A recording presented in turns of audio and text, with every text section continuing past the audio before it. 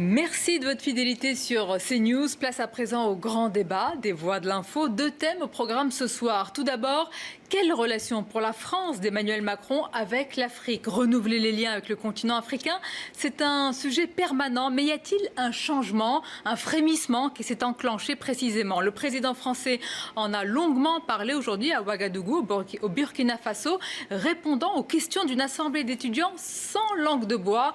Le débat est à suivre. Dans l'actualité également, tout autre chose. Depuis des semaines, le paysage politique français n'en finit plus de bouger et de se recomposer. Mais en fonction de quel principe? Les uns rejoignent le parti de la majorité, les autres tentent de construire une alternative à Emmanuel Macron. Alors par quoi sont motivés de tels mouvements? L'analyse tout à l'heure sur un paysage toujours en plein bouleversement. Et comme d'habitude, vos réactions avec le hashtag Les Voix de l'Info. Et d'abord, notre premier débat, Emmanuel Macron sur le continent africain. Pour effectuer sa première tournée, son déplacement a débuté par le Burkina Faso avec un discours et une visite consacrée à la jeunesse.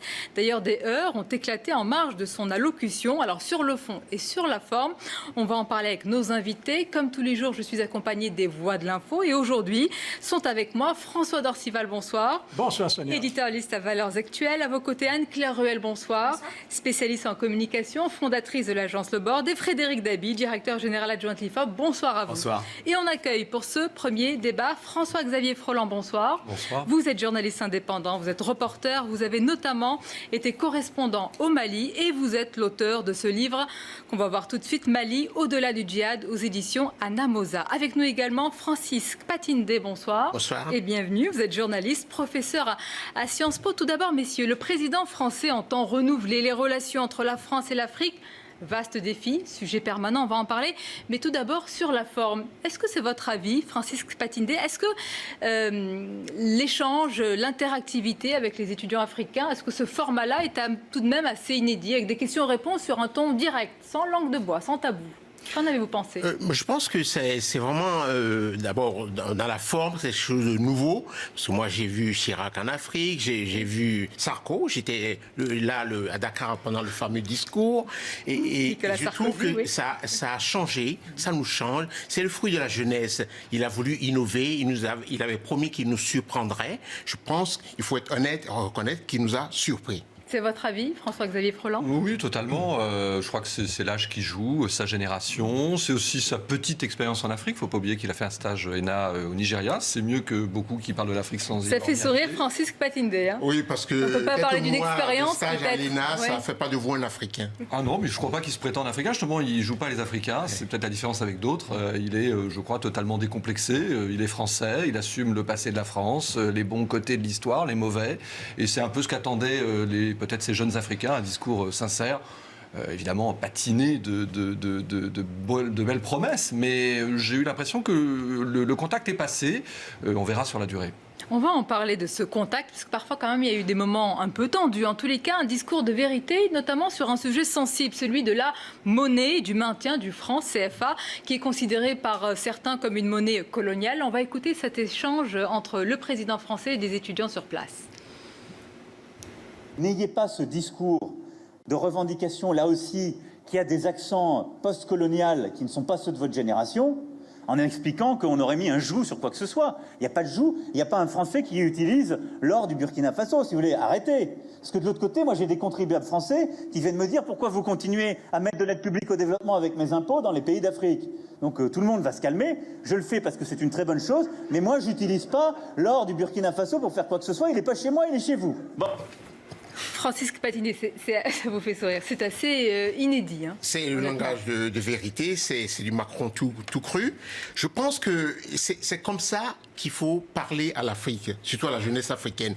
Sans faux fuyant, sans enrober ça de mots gentils. Il dit... Ça, on a vu un moment tendu, mais il y a d'autres moments beaucoup plus agréables. Il est vrai. Ouais, voilà. Je trouve qu'il faut parler, tenir aux Africains le même langage qu'on tient aux Américains et aux Asiatiques. Oui. Et je crois que surtout, il fait taire les rumeurs. parce que malheureusement, le continent africain parfois est un peu une terre de complotisme, notamment relayé par des journaux qui ne vont pas toujours vérifier l'info, il faut le dire. Et malheureusement, eh bien, la France est toujours accusée de tout, de voler l'or au Mali, et c'est pour ça qu'on aurait une intervention militaire française, etc. etc. Et il a peut-être rééquilibré la vérité. Et il reste quand même le problème de fond, c'est le franc CFA. Et le franc CFA, ça pose problème. Un pays indépendant, on n'imagine pas la France avoir pour monnaie le dollar ou le yen. Donc, et il y a des pays africains, on oublie souvent, le Nigeria, le Ghana, où le président se rendra dans 2 jours, qui ont leur propre monnaie et qui ne se portent pas plus mal que les pays francophones d'Afrique. Alors ça, c'est intéressant. Vous allez nous préciser dans quelques instants ce que vous entendez par nouveau rapport. Est-ce que ça veut dire qu'il faut aussi arrêter de victimiser l'Afrique et de culpabiliser, notamment la France? Ça, vous allez nous répondre. Je vais rester sur la forme aussi avec vos avis différents, parce que Anne-Claire Ruel, spécialiste en communication, François Dorcival, c'est l'aspect politique, et Frédéric Dabi, c'est la perception de l'opinion. On va commencer par la communication, Anne-Claire Ruel, parce que sur la forme, évidemment qu'on va s'intéresser au fond dans ce débat, mais sur la forme, les deux sont liés de toute façon. c'est assez inédit. Oui, c'est assez inédit. En fait, un bon discours, c'est à la fois une prise de risque et une rencontre. Et donc c'est ce qui définit vraiment le bon discours. Et en ce sens, avec ces deux parties, avec ce discours fleuve un peu fondateur et la série de questions-réponses qui a suivi, Emmanuel Macron montre le meilleur de ses forces, c'est-à-dire qu'il donne confiance au sens aristotélicien du terme dans la rhétorique, c'est-à-dire qu'il s'adresse directement à sa cible de communication, si on peut parler ainsi, qui est la jeunesse. Le choix de l'université n'est pas pour rien. C'est-à-dire que c'est vraiment s'adresser à la jeunesse qui est la majeure... C'est très juste que vous dites la jeunesse, et on peut même préciser, parce que la jeunesse est vaste, peut-être même la diaspora africaine en France, peut-être bien plus que davantage que les Africains. Ça, vous nous direz si vous êtes d'accord ou pas. Effectivement. Et la jeunesse qui attendait beaucoup, qui a d'une certaine façon aussi sanctifié un peu Thomas Sankara, je parle sous votre contrôle.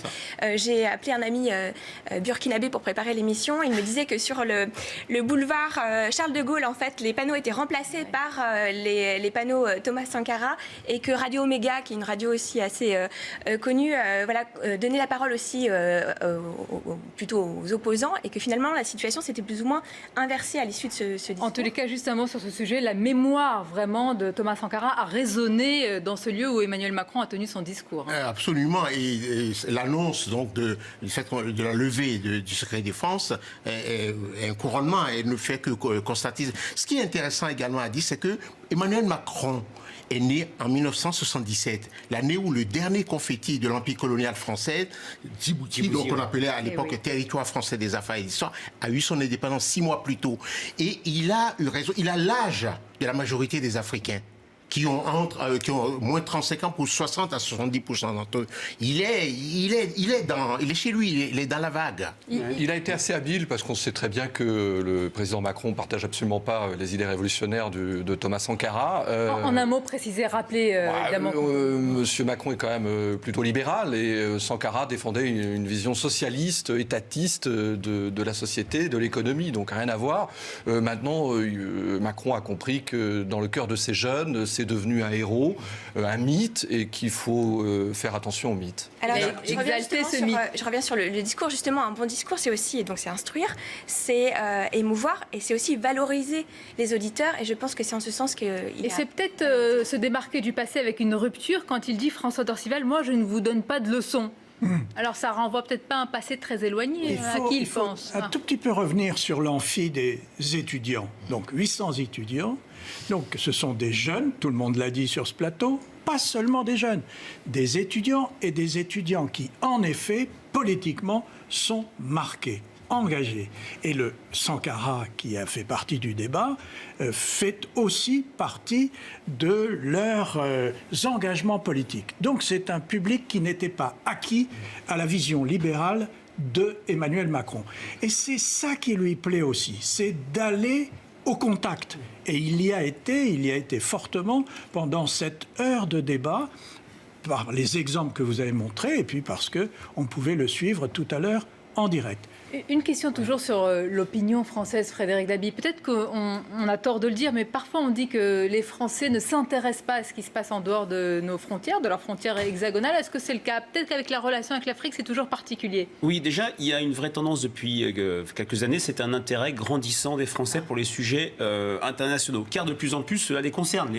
La question des réfugiés, des migrants, la question du terrorisme. Et c'est vrai que de plus en plus, on ne perd pas une élection, on ne chute pas en termes de popularité sur des questions internationales, même si un des seuls rebonds qu'a connu François Hollande en 2013, c'est l'affaire du Mali. Mais on voit très bien, et pour faire la synthèse de ce qui vient d'être dit, que Emmanuel Macron a marqué des points. Déjà, il ne faut pas oublier qu'un de ses leviers majeurs de popularité auprès des Français, c'est ce que j'appelle la distinction par rapport à ses deux prédécesseurs. Et lorsqu'il dit « je ne donnerai pas de leçons sur la politique à mener », c'est l'anti-discours de Dakar préparé par Henri Guénaud, qui avait été vu comme un discours paternaliste, méprisant, qui a été, on l'oublie, le seul moment où Jacques Chirac est sorti de sa retraite politique, puisqu'il a pris la parole en 2009, 2 ans après, pour dire ce qu'il avait pensé de ce discours. Et puis, comme le disait François, c'est un petit peu un copier-coller de ce qu'on a vu la semaine dernière sur le Congrès des maires. La méthode Macron, c'est aller au contact, et depuis Whirlpool pendant sa campagne, c'est aussi être en continuité. On se souvient qu'un des seuls moments où ces intentions de vote ont un petit peu flanché, c'était ses propos sur l'Afrique tenue en Algérie, sur les crimes coloniaux. Aller au contact, parler vrai, bousculer, rudoyer parfois ces différents interlocuteurs, et puis multiplier toute une série d'annonces. Maintenant, les Africains vont être en demande de résultats de ce point de vue-là sur la relation. C'est là que, tout comme les Français d'ailleurs, ici même. Exactement. On peut dire d'ailleurs que là-dessus, on va pas non plus encenser la prestation du président Macron, mais qu'il a soyez objectif, qu'il a une forme de courage. En fait. Il a une forme de courage, notamment quand il a répondu aux questions qui étaient parfois un peu dures de certains étudiants. Bon, on voit qu'il n'a pas été désarçonné. À un moment, il y a eu une coupure de son, il en a ri un petit peu. Il y a eu du bruit derrière, on a cru qu'il y avait peut-être même un début de bagarre, etc. Et on sent que finalement, c'est quelqu'un qui assume bien d'être au milieu de la mêlée et prend à bras-le-corps finalement... Oui, mais qu'est-ce que ça cache, Francisque Patiné? Parce que là, on voit le président français qui est là, des annonces, et nous, on parle de ce discours. Quelle est véritablement l'influence et la présence de la France aujourd'hui sur le continent africain? Et la France est là, elle est là. Mais de moins en moins, paraît-il quand même. De moins en moins. Bon, enfin, il y a l'armée française, sûr. et là, il y a encore quelques bases. Et il y a des milliers de Français qui vivent là-bas, qui sont des binationaux, comme des Français, pour ne pas parler comme quelqu'un de souche, et tout. Donc, voilà, et il y a ça. Mais il ne faut pas oublier que Emmanuel Macron a convoqué à la rescousse également Nelson Mandela dans son discours. Il n'y a pas que... Oui. Donc, vous voyez, il a les ingrédients pour conquérir. Il est allé à la conquête des cœurs. Il a pris la jeunesse dans le sens du poil. Je pense qu'il a marqué un coup. Ça fait longtemps qu'on n'a pas eu un discours de cette tonalité, de cette qualité mais c'est de la part important des ce que vous dirigeants dites. français en Afrique. Mais quand on va à la conquête des cœurs, il faut avoir évidemment des choses dans sa besace, parce qu'il n'y a pas que des, comment dire, il y a des preuves d'amour, n'est-ce pas, François Darcival? Quelles sont, selon vous, les convictions d'Emmanuel Macron sur l'Afrique? Quelle est sa colonne vertébrale? Est-ce que c'est un sujet sur lequel il a réfléchi? Parce que certains présidents ont un contact presque charnel avec certains pays ou certains continents comme l'Afrique. C'était Jacques Chirac. Ce n'est pas le cas d'Emmanuel Macron. Mais ce n'est pas le cas d'Emmanuel Macron. Cela dit, il appartient à une jeune génération, et cette jeune génération, il l'a progressivement en face de lui aussi, parce que les chefs d'État africains bougent, changent les uns derrière les autres, et donc c'est important pour lui. Mais cette affaire est stratégique dans son raisonnement. Pourquoi a-t-il commencé par le Burkina Faso ? Pourquoi Ouagadougou? Parce que Ouagadougou a été frappé par des attentats terroristes. Pourquoi le Burkina Faso? Parce que ce Burkina Faso fait partie du groupe des 5 du Sahel, qui donc, dans toute cette bordure, fait que c'est là que se situe la résistance dans un cas, la pénétration dans l'autre, la pénétration des islamistes et des djihadistes, et la résistance, au contraire, des Africains, mais aussi encadrés et soutenus par les forces armées françaises et même européennes. Donc tout ça, ça fait partie de son raisonnement. Et puis, le fait que vous avez quand même un certain nombre de compagnies, de sociétés françaises qui continuent d'investir en Afrique, qui continuent d'être présentes en Afrique, et si elles se retirent, ce seront les Chinois qui prendront notre place. Je suis d'accord avec tout ce qui vient d'être dit, mais il a choisi Ouagadougou, le Burkina Faso également, parce que l'un des derniers baobabs d'Afrique a été déraciné il y a 3 ans là-bas, en la personne de Blaise Compaoré, qui a passé 27 ans à la tête de l'État. Il y a eu 1 an plus tard une tentative de coup d'État, que la jeunesse est sortie. Alors ça, c'est important. Alors, c'est vrai qu'en Allez-y, oui. pour revenir un petit peu sur l'aspect sécuritaire, on sait que l'intervention militaire française Barkhane dans tout le Sahel commence à être un petit peu critiquée, elle dure, donc il commence à y avoir une opinion hostile à cette présence, vécue parfois dans certains endroits comme une occupation, et qu'il était temps peut-être pour le président français de réexpliquer. François-Xavier Freland, il y a eu un échange justement sur ce sujet que vous abordez lors du discours et du face-à-face avec les étudiants africains, et Emmanuel Macron a eu à défendre les soldats français en rappelant à une jeune femme qui lui posait la question que les soldats français sont là pour défendre aussi les Africains et qu'ils ne sont pas là aussi dans un esprit, j'allais dire, ancien. Personnellement, pour être reporter et souvent sur le terrain, notamment sur ces terrains compliqués comme Gao, au nord du Mali, je rencontre rarement d'hostilité à l'égard de l'armée française. Je rencontre plutôt le contraire.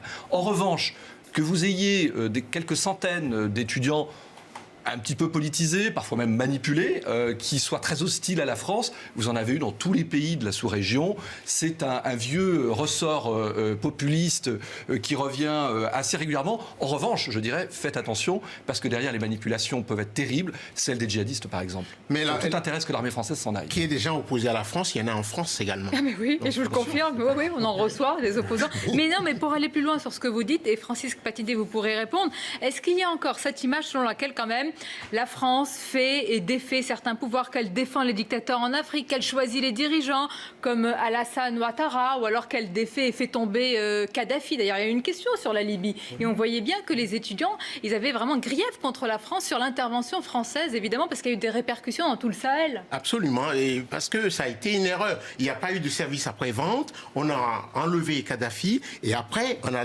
lâché les loups dans la bergerie. Les gens sont allés déstabiliser le Niger, le Mali, et jusque-là, même la question de l'esclavage. Et le Maghreb, la Tunisie notamment, s'il y a eu des répercussions. C'est un peu le souci, c'est qu'il y a eu, d'ailleurs, on a fait le reproche à la France et à Macron, notamment la société civile, de protéger les dictateurs. Alors, notamment, la France d'avoir protégé l'ancien président Compaoré burkinabé. Mais en revanche, on accuse aussi la France d'avoir mis par terre ou déboulonné Kadhafi. Donc, il y a un 2 poids 2 mesures qui est un petit peu gênant, parce que la France est finalement toujours coupable ou de soutenir ou de faire tomber. Oui ou non, Macron est là depuis 7 mois. On ne peut pas lui faire reproche d'avoir enlevé la société Kadhafi. civile africaine. Non, pas du tout. On ne lui fait pas de... Mais c'est normal de reconnaître qu'il y a eu l'action... Même Macron reconnaît le passif de la politique française. Oui, non, mais je dis pas que c'est il le reconnaît, on ne va pas être plus royaliste que le roi. Parce que, voilà... Soyez pas plus réaliste que le roi, restons au niveau, j'allais dire, que l'on a. Ce qui est vrai, c'est qu'il a à gérer, et c'est ce qu'il fait depuis le mois de juillet, il a à gérer la situation en Libye. La situation en Libye qui a été peu traitée sous le quinquennat de François Hollande, qui lui s'est concentré sur le Mali qui bloque d'une certaine façon les pénétrations djihadistes au sud comme au nord, mais au-delà, il est évident que cette affaire de Libye, Emmanuel Macron s'en est occupé avec Jean-Yves Le Drian, dès qu'il l'a pu. Et d'ailleurs, il a créé un conseil avec 11 conseillers spéciaux. Alors j'allais vous poser la question. Il a donc créé, rappelez-nous cela, Anne-Claire Ruel, un conseil qui s'occupe en fait de ces relations, de la vision et de la suite avec l'Afrique. De la suite à donner. Donc c'est quand même un signal qui est envoyé, qui est assez fort. C'est-à-dire que finalement, on ne mène plus une politique française-africaine, mais vraiment une politique envers un continent, qu'il soit Qu'est-ce que vous pensez de cela, François? Il y a un conseil spécial. J'ai une petite réserve. C'est une bonne idée qui n'est pas tout à fait nouvelle, mais j'ai un problème sur le casting. Donc la composition, les 11 membres de ce Conseil présidentiel pour l'Afrique. Deuxième chose... Qu'est-ce qui pose problème avec le casting? J'aurais aimé qu'il y ait un jeune du mouvement citoyen africain qui soit là-dedans, un syndicaliste. Bon, il n'y a pas ça. C'est-à-dire que j'ai bien peur que ces franco-africains, pour la plupart, qui sont dans ce Conseil, soient plus au fait des réalités françaises qu'africaine.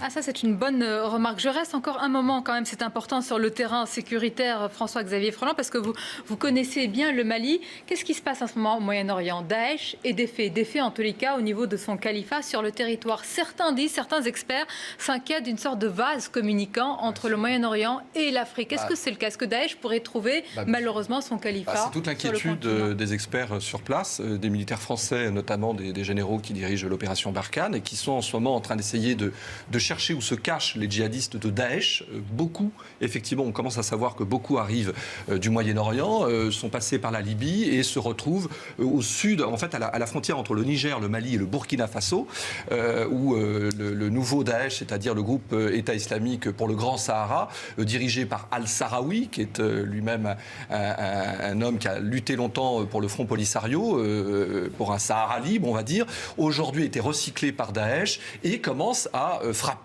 dans cette région, notamment à la frontière burkinabé. On l'a vu aussi au Niger récemment et régulièrement au Mali. Donc c'est très inquiétant. Évidemment, dans une région qui est difficile à contrôler, le Mali, c'est un pays 2 fois grand comme la France. Et le Niger, on a découvert soudain qu'il y avait une base américaine en Constitution au Niger, qui était quand même sous protection française. Alors, pour faire face à cette menace, à cette inquiétude, il y a évidemment les moyens militaires, stratégiques, et puis il y a aussi, c'est important, la culture, l'éducation. Et Emmanuel Macron en a beaucoup parlé. On va l'écouter, parler de ses relations et de l'importance aussi de l'Afrique dans l'histoire et l'identité aussi de la France. La France entretient avec l'Afrique un lien historique indéfectible, pétri de souffrance, de déchirement, mais aussi, si souvent, de fraternité et d'entraide.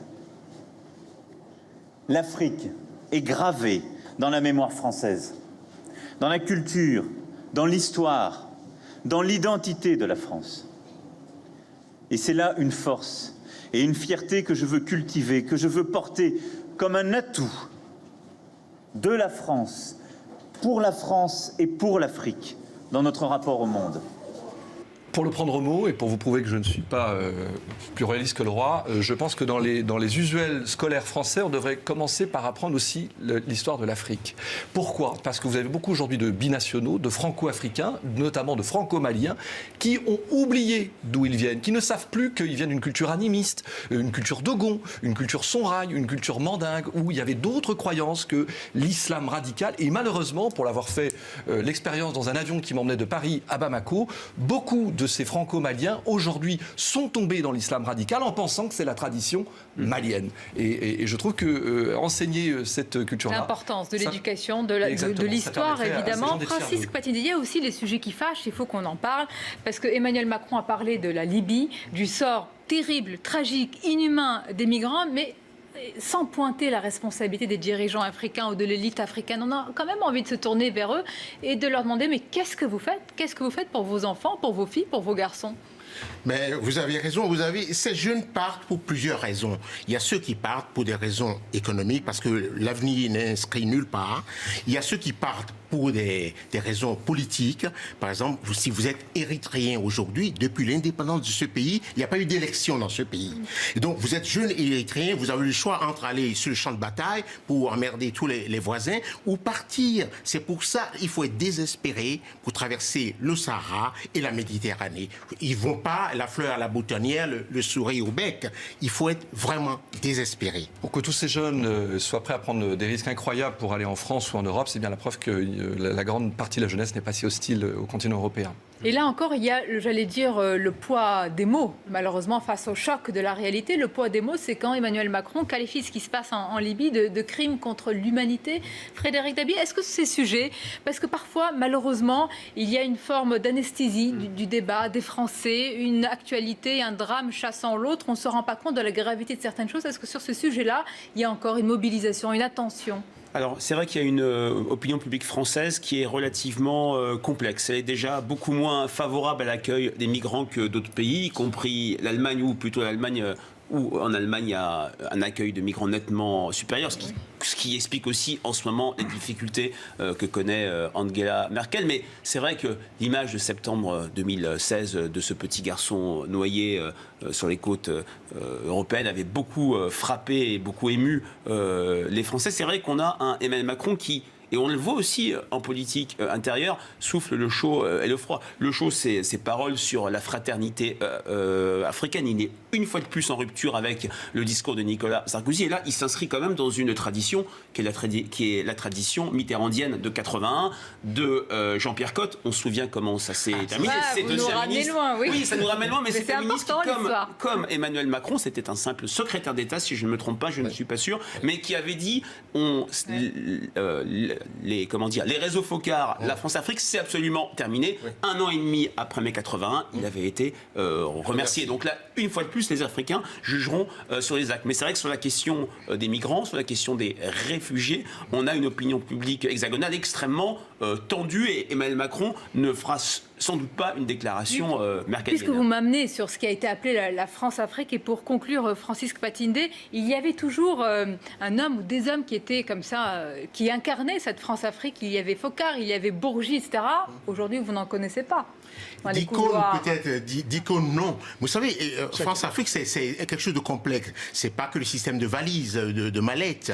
Il y a les militaires là-dedans, il y a les anciens généraux, chefs d'état-major français qui se recyclent en conseillers. Il y a même des ambassadeurs qui, 2 mois après leur retraite, reviennent dans le pays où ils étaient accrédités pour devenir le conseiller du vainqueur dans une lutte pour le pouvoir. Vous voyez, donc c'est complexe cette histoire-là. C'est pas que les mallettes, mais ça se poursuit toujours. Ça n'a pas disparu contrairement à ce qui se dit. C'est important de le rappeler. Ouais, voilà. Mais vous espérez, on tourne une page. On accuse un peu la France parfois. Non, là, je ne sais pas accuser la France. Non, d'accord. Mais je vous dis ce qui existe. D'accord. Mais on accuse souvent la France de ça. Alors, ce n'est que de la diplomatie parallèle, que de la diplomatie grise, et qu'on sait très bien que les choses se disent.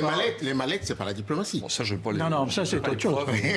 Malheureusement, on sait très très bien qu'il y a une partie de l'aide qui revient dans les coffres occidentaux. Malheureusement, c'est le phénomène de corruption qui ne touche pas que ce continent, évidemment, loin de là, mais qui frappe en particulier les jeunes. Une remarque que nous n'avons pas faite, c'est la composition des étapes de ce voyage. On va 2 capitales d'influence française, si je puis dire, c'est-à-dire francophone, et une capitale qui, elle, ne l'est pas du tout, c'est-à-dire celle du Ghana. Et là, c'est intéressant que Emmanuel Macron ait fait volontairement ce triple parcours, parce qu'effectivement, il sort du parcours habituel. Et on aura, bien sûr, il s'adresse au continent. On aura l'occasion d'en reparler, parce qu'après, les paroles, les discours, les actes, c'est toujours ainsi. Merci, messieurs. Merci pour ce débat et vos analyses respectives. Les Voix de l'Info, vous restez avec nous. On va évidemment poursuivre notre débat pour parler à présent, allez, tout autre chose, du paysage politique français. Et ça n'en finit plus de bouger. La recomposition politique est toujours en marche. C'est une lame de fond, en fait, depuis l'élection présidentielle et les législatives. Ça continue. Il y a eu aujourd'hui, et sur notre antenne, Thierry Solaire, qui a annoncé qu'il lâchait la questure. Et puis derrière, il y a beaucoup de jeux. Regardez, le rappel des faits, il est résumé par Anthony Favali. On en parle juste après. Il avait d'abord assuré qu'il ne fléchirait pas. Thierry Solaire voulait à tout prix conserver son poste de questeur à l'Assemblée. Mais face aux pressions, notamment celle du président du Palais Bourbon, impossible pour le député des Hauts-de-Seine de faire la sourde oreille. Je vais quitter mes fonctions de questeur dès la fin de cette année pour permettre, dès le début de l'année 2018, sans attendre le mois d'octobre 2018, que l'opposition puisse être représentée au sein de la questure. Moi, mon engagement, Jean-Pierre Elgabbach, c'est pour des idées, c'est pas pour des fonctions, c'est une fonction très intéressante. Car la questure est une fonction stratégique. Il s'agit d'administrer et de gérer les finances de l'Assemblée nationale. L'usage veut que l'un des 3 postes de questeur soit attribué à un député de l'opposition. Mais depuis ce dimanche, la donne a changé. Thierry Solaire, élu député sous la bannière Les Républicains, a rallié le mouvement d'Emmanuel Macron, La République En Marche. Bon, il a quand même fallu l'insistance du président de l'Assemblée nationale, des nouveaux amis de M. Solaire pour que, enfin, un peu acculé, il faut bien le dire, et voyant que l'édifice se fissurait de partout, rende la questure, parce qu'il s'agit bien de rendre quelque chose qu'il a confisqué et qui ne lui revenait pas. Déjà en juin dernier, sa nomination comme questeur avait provoqué un tollé. Thierry Solaire, initiateur du groupe parlementaire des Constructifs, avait été préféré à Éric Ciotti. Le député Les Républicains des Alpes-Maritimes avait alors dénoncé un hold-up institutionnel. qu'en France, c'est Voilà, et depuis des semaines, le paysage politique français n'en finit plus de bouger, de se recomposer, mais en fonction de quels principes? C'est la question que l'on pose ce soir. Alors les uns rejoignent le parti de la majorité, les autres résistent et tentent de construire une alternative à Emmanuel Macron.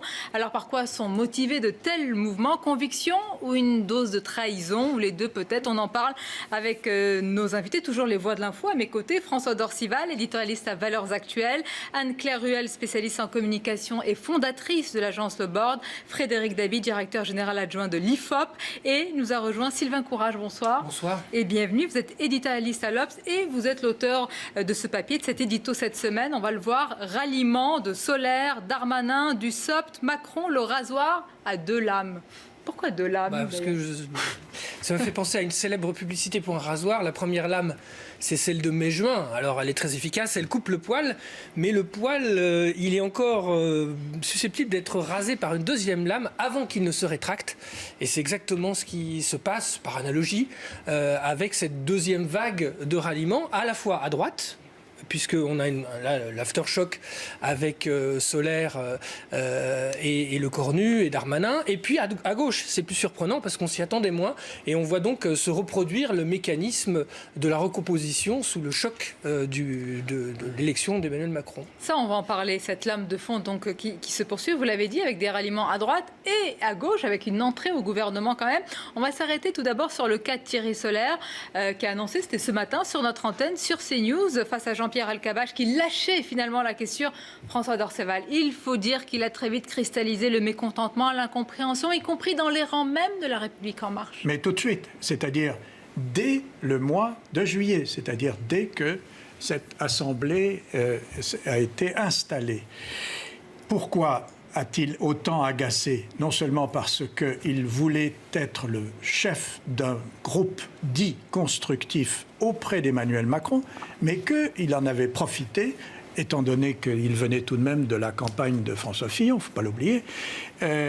Il venait de cette campagne, il rejoint Emmanuel Macron et il se fait élire questeur. Alors évidemment, comme la tradition était d'avoir 2 questeurs sur 3 à la majorité et 1 dans l'opposition, les Républicains se sont demandé ce qui se passait. Et évidemment, tout l'été n'a pas été très favorable à Thierry Solaire. Et la conclusion, elle a été livrée ce matin sur votre antenne. D'ailleurs, on a découvert, enfin pour ceux qui le découvraient aussi, les avantages liés à ce poste de questeur qui est d'abord un poste important parce qu'il représente, parce que vous tenez les cordons de l'argent, de la bourse, c'est le nerf de la guerre, et puis les avantages également, Anne-Claire Ruel. On ne va pas dire que Thierry Solaire n'a pas voulu les abandonner, mais quand même, il y a eu un feuilleton important, de pression importante. Effectivement, je crois qu'on parle d'un appartement de 400 mètres carrés, une rémunération de 5 000 euros, des collaborateurs supplémentaires, une voiture avec chauffeur. C'est des choses qui impactent l'opinion publique. Je parle sous le contrôle de Frédéric, mais il ne pouvait en être autrement. Il devait absolument renoncer à ce poste. Il n'y avait pas d'autre choix. Il n'y avait pas d'autre choix parce que sinon, c'est aussi l'ancien monde qui revient finalement. C'est la différence entre la posture et l'usage après qu'on en fait. Comment défendre le renouveau de la vie politique en conservant des principes qui font un petit peu...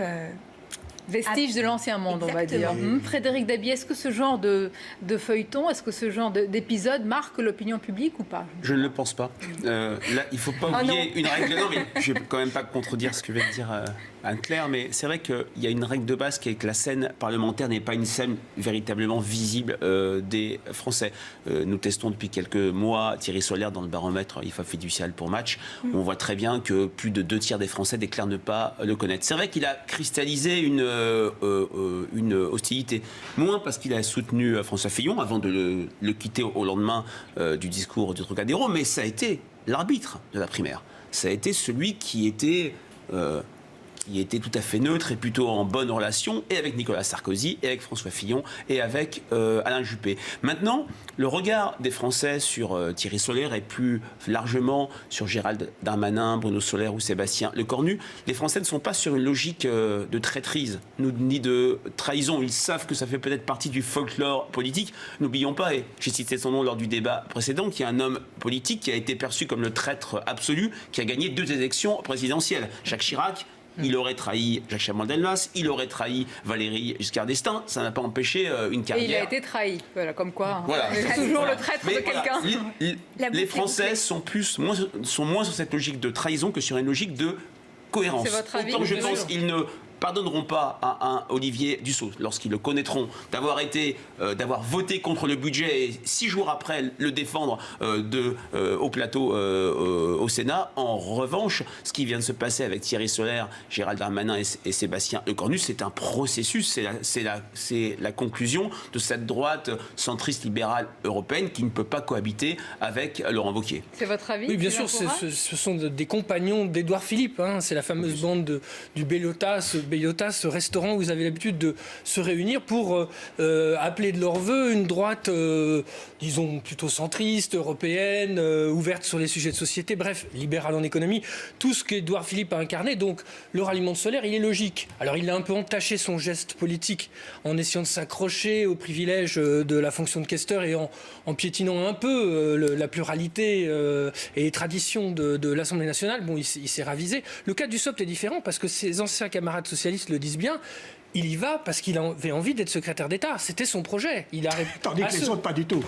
Bien sûr que oui. Mais lui, il est vraiment dans un plan de carrière. Il a voté contre le Dussopt, oui. Il a voté contre le budget et aujourd'hui, il est à Bercy. Donc c'est vrai que c'est très différent. Il a pour lui effectivement d'être inconnu, donc pour l'instant personne ne peut lui reprocher. À ceci près que quand même Thierry Solère donne des armes pour les opposants évidemment qui vont se servir de cela pour évidemment pilonner actuellement la politique. Mais quand même si on ne le connaît pas, ce secrétaire d'État Olivier Dussopt, quand même, être contre un budget, il faut le préciser, un budget ce n'est pas n'importe quelle loi, quel élément, c'est fondateur d'une politique et venir le défendre juste après, il faut avoir, beaucoup de souplesse. Il faut avoir beaucoup de souplesse. Oui, absolument. Bon.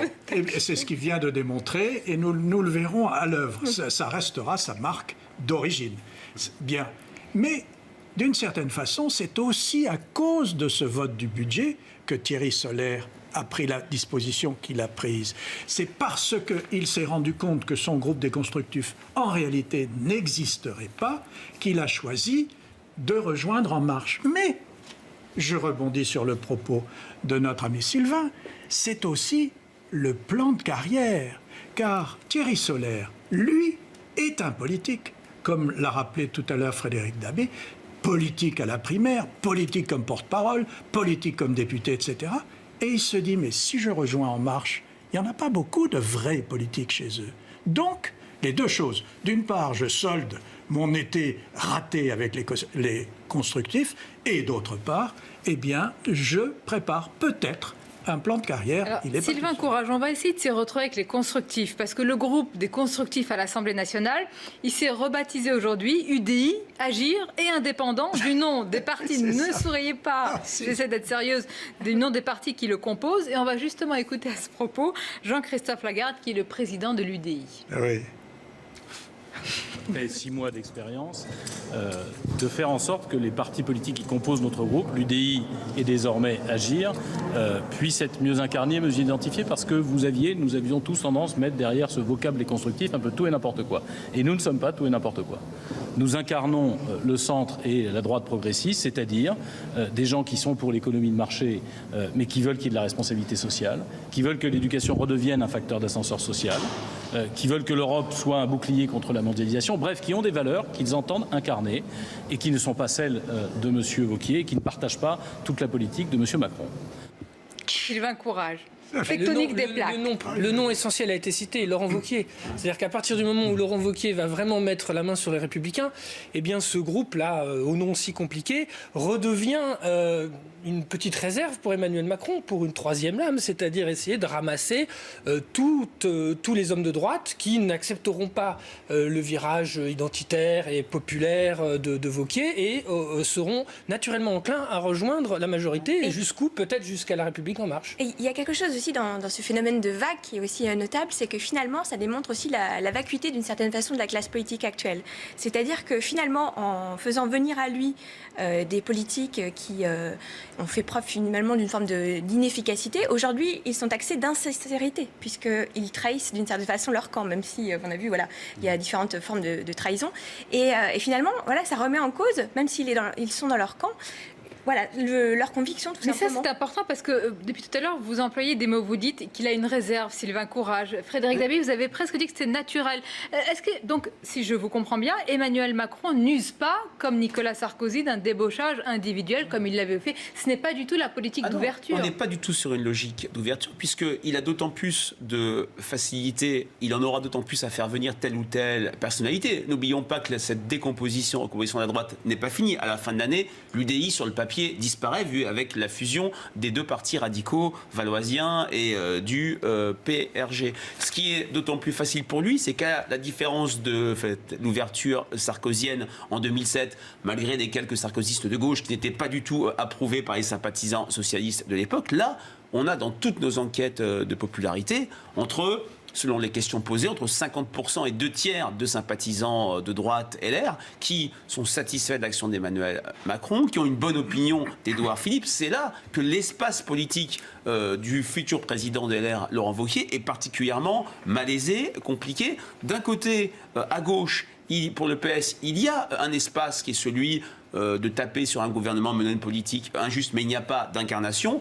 Du côté de chez LR, il y a une incarnation qui va sans doute être Laurent Wauquiez, qui est quelqu'un qui a une envergure nationale, qui est connu, qui peut exprimer un discours d'opposition forte à Emmanuel Macron, mais son espace se rétrécit de plus en plus. Finalement, Sylvain Courage, les opposants d'Emmanuel Macron ont parié sur une chute dans les sondages qui n'est pas arrivée, sur une rentrée sociale éruptive, ce n'est pas le cas, il n'en a rien été pour le moment, ces paris-là ont été perdus, c'est ce qui explique aussi... Ça explique peut-être aussi, en dehors des calculs de carrière individuelle qui ne sont pas à négliger, ça explique aussi le calendrier, parce que là, tout d'un coup, on pouvait craindre que Macron s'effondre, s'enfonce, et il a survécu, et mieux que ça, il flotte très bien au-dessus des événements, donc pourquoi attendre, et donc sautons le pas, franchissons la rivière de la honte, comme dirait Laurent Wauquiez. Et quel est le véritable projet, si on peut se mettre dans sa tête, d'Emmanuel Macron, François Dorcival, sur l'opposition? Certains craignent qu'il ne souhaite plus que, j'allais dire, des extrêmes, à l'extrême gauche, à l'extrême droite du paysage politique, et une anesthésie totale d'une droite, j'allais dire, fière de ses valeurs, hein, oui. C'est ainsi qu'elle se présente, et un parti socialiste qui quand même existe. Oui, c'est ce qu'il avait décrit, c'était son projet politique, c'était d'avoir un grand groupe central. D'une certaine façon, ça fait un peu référence à Valéry Giscard d'Estaing, et puis les deux bouts, à l'extrême gauche, la France insoumise, à l'extrême droite, le Front National. Les choses ne vont évidemment pas se passer comme ça. Et ils ne vont pas se passer comme ça parce que pour le moment, nous avons... Vous connaissez la fin du film oui. Il reste 9 dizaines du quinquennat. Et tout simplement parce que aujourd'hui, en gros, toute la classe médiatico-politique cogne tout ce qu'elle peut sur Laurent Wauquiez.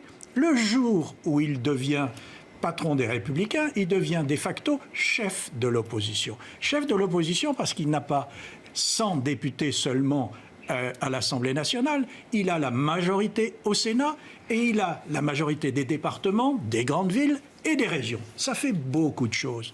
Et donc tous ces gens-là sont divisés comme on le veut, ils sont en concurrence les uns avec les autres, etc. Mais il y aura à un moment donné des élections qui viendront à ce moment-là, illustrer ce que nous sommes en train de dire. On va conclure, Sylvain Courage, ça va s'animer alors. Les prochaines élections sont des élections européennes. Oui, c'est pas pour tout de suite. On est sur un faux plan électoral. C'est pas les Européens.